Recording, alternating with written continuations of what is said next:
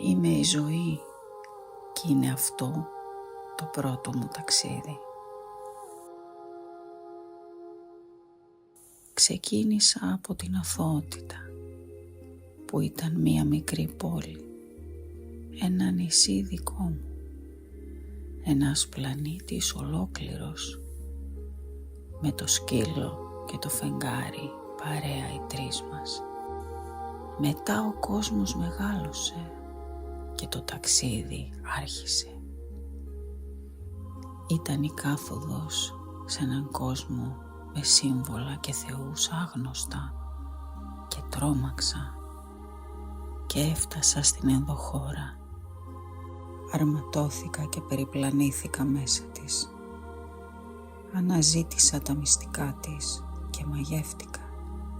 Μέσα στην τόση σαγίνη γεύτηκα το φίλημα του φιδιού, γλυκό και φαρμακερό, και σπάραξα και χάθηκα και επέστρεψα στον εαυτό μου και ονειρεύτηκα όλους τους κόσμους που προηγήθηκαν και όλους αυτούς που θα ακολουθήσουν. Είμαι κι εγώ ένα παιδί του Θεού και κάπου υπάρχει η θέση μου.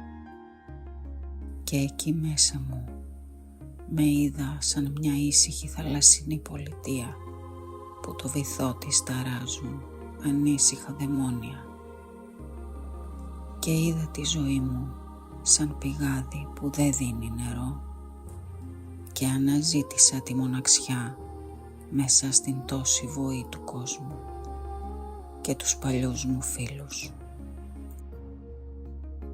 Και ένιωσα την αγάπη δίπλα μου και γύρισα και τον είδα. Αυτός ο άγγελος είναι δικός μου. Και ένιωσα τη χαρά της ελευθερίας και την ωριμότητα. Ήμουν μια υπόγεια πολιτεία που άρχισε να αναβλύζει το φως της. Και επέστρεψα στον κόσμο χωρίς να με φοβίζει το σκοτάδι του. Άφησα την ψυχή μου στον άγγελο και με οδήγησε στα πιο μεγάλα μυστικά. Δεν ήμουν πια παιδί.